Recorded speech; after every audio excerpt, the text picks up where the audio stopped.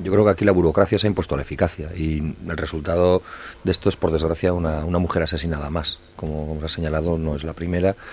sino que es una más en una larga lista de mujeres asesinadas por la violencia machista. Yo no entiendo algunas cosas, es decir, me parece bien que hagan autocrítica, pero no entiendo que en un mundo como el que vivimos, en el que probablemente las declaraciones rotundas de instituciones, los gestos y los símbolos, los 25 de noviembre, los 8 de marzo con el punto amarillo en las instituciones, se quedan solo en palabras y luego no vienen acompañadas de hechos, porque parece que luego la maraña burocrática hace ineficiente todo lo que son declaraciones rotundas de acompañamiento y de protección hacia las mujeres frente a una violencia que se está convirtiendo en la auténtica lacra del siglo XXI. A partir de ahí, pues yo tampoco entiendo cómo determinadas maquinarias judiciales, yo no voy a culpar a ninguna persona en concreto porque no lo conozco al detalle, pero determinadas maquinarias judiciales, pues parece que actúan ante las denuncias como una especie de Minority Report, es decir, como si alguien denunciara porque cree que en el futuro le puede pasar algo. No, mire, cuando alguien denuncia es porque cree que la amenaza es inminente, porque cree que el riesgo para su vida es inminente desde el mismo momento en que denuncia y probablemente incluso desde antes de que denuncia, porque también hay un paso de valentía que muchas veces pues cuesta darlo. Y yo no entiendo cómo la acción no es inmediata, cómo se tiene que pasar por una especie de maraña judicial de informes, de evaluaciones para ver si realmente existe esa amenaza latente que la persona denunciará. A nadie va por gusto y agrado a una comisaría a denunciar a otra persona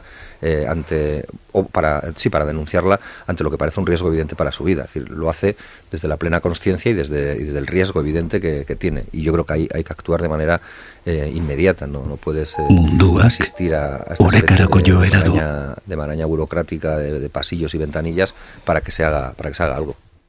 Y yo creo que más allá de poner el foco en lo que ha podido fallar en función de las propias palabras del señor Ibarra y de lo que estamos hablando aquí sobre los medios o la falta de medios y sobre la burocracia o el exceso de ella, yo creo que también puede haber otro elemento para la reflexión. Yo por lo menos he asistido bastante atónito durante, yo diría que años, ya no meses, a una especie de corriente social que sobre todo se manifiesta en redes también, y eso también hay que saber ponderarlo. Pues que viene a señalar que la denuncia falsa pues es una herramienta que utiliza una de las partes en conflicto para,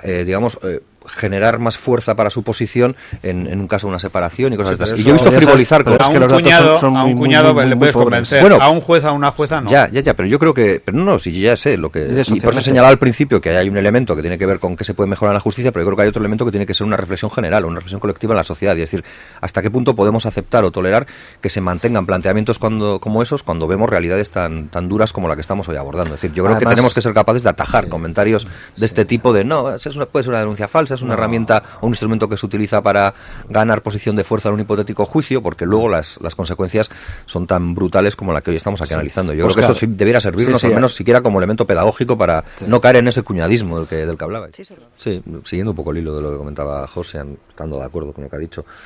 yo creo que a día de hoy todavía se pongan trabas al homenaje a Chiqui y a Otay, a los dos militantes de ETA, más los 3 del FRAP que fueron asesinados en esa infausta noche. Yo creo que demuestra de alguna manera lo que todavía queda por hacer y los riesgos que todavía tiene una sociedad como esta. Es decir, yo no creo que la delegada del gobierno, el delegado del gobierno, que ha decidido mantener la estela de prohibición con estos temas, lo haya hecho ajeno a una presión, y la presión existe, y por desgracia hay gente que cree que esto no tiene que ser removido porque sería poner en evidencia muchas vergüenzas. Por ejemplo, la de los voluntarios que asesinaron, los valientes voluntarios que asesinaron a estas 5 personas, dado que fueron voluntarios, no fueron obligados, pues se siguen sin conocer sus identidades. Ayer veíamos que Servini quiere volver a interrogar, que quiere conseguir interrogar a Rodolfo Martín Villa, y sigue encontrándose con la negación de un Estado. Yo creo que hay un miedo atroz a que lo que pasó en la dictadura, y sobre todo en los estertores de la dictadura, sea conocido. Y entonces lo que parece que hay es una especie de pacto de silencio o de acuerdo tácito para que eso no se remueva, pues porque alguien considerara que eso es tanto como remover los cimientos de la entonces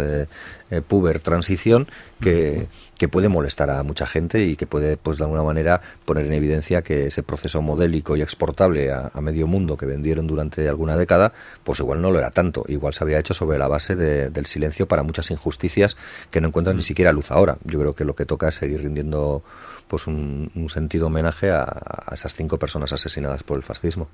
Hombre, que siempre es más cómodo hablar de las cosas que pasan fuera que de las que pasan en su propia casa, ¿no? Yo creo que hay un vaso comunicante que puede servirle para poder justificar un adelanto electoral en digamos, en un debate externo a todas estas miserias, entre comillas, que están saliendo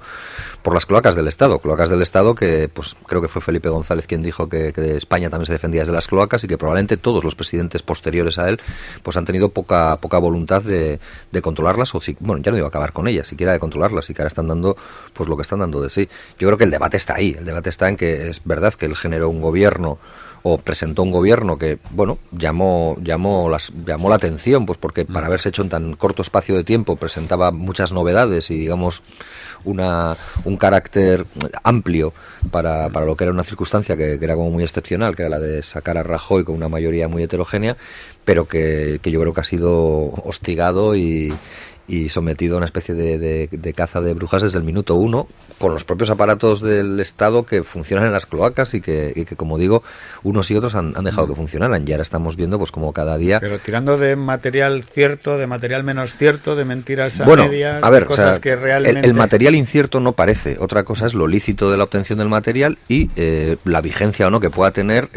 lo que se dijo hace tantos años y en un contexto determinado. Pero quiero decir que cuando alguien ríe las gracias con lo del con lo de la información vaginal o cosas de este tipo, parece que es evidente. Cuando alguien dice que ha visto a compañeros suyos del gremio, en este caso de jueces y fiscales del Estado, irse con menores en Colombia, lo dice quien lo dice, no es una suposición. Eso era a lo que me refería yo antes, claro, ¿no? Y yo creo yo también siendo, creo que lo he sido muchas veces, o sea que tampoco esto es novedad, siendo muy crítico con determinado tipo de periodismo, creo que haríamos muy mal si nos fijamos ahora en el dedo, que sería el periodista, y no vamos al fondo. Y el fondo es que si alguien ha visto la comisión o la comisión de delitos, porque en el fondo son delitos derivados de actitudes no lícitas, y si alguien las ha observado, pues yo creo que tiene un sentido de la responsabilidad bastante limitado para luego ejercer de ministro de Justicia, ¿no? Porque no hizo nada en ese momento. Yo creo que hay un debate, pero como digo, yo creo que lo de Cataluña le puede venir, entre comillas, bien a Sánchez en un momento dado, para que, si la sostenibilidad de su gobierno cada vez se hace más inviable, pues pueda justificar el adelanto electoral en base a un debate político que siempre va a ser más cómodo y rebatible que el de las miserias, pues, entre comillas, personales de cada miembro del ministerio. Yo creo que hay diferentes sentidos comunes. Yo creo que el sentido común que en España impera, pues parece que lo que denota gravedad es que una ministra de maricona Marlaska, y no tanto que Marlaska, que ha sido condenado por torturas por Estrasburgo, sea ministro, y a mí eso me separa de ese sentido común. Y con este tema de la necesidad de las mayorías es verdad que no solo es PDCAT y RC, pero yo creo que siendo intentando ser muy honesto, yo creo que Podemos, aparte de que ya ha empezado a negociar, tiene bastante complicado ser quien derriba al Partido Socialista para ir a unas elecciones que podrían penalizarle si lo hace, y ¿no? esa sí que es la conclusión: solo los absolutamente corruptos pueden gobernar España, no aquellos y aquellas que tengan alguna tacha pero no lleguen a nivel de excelencia en la corrupción.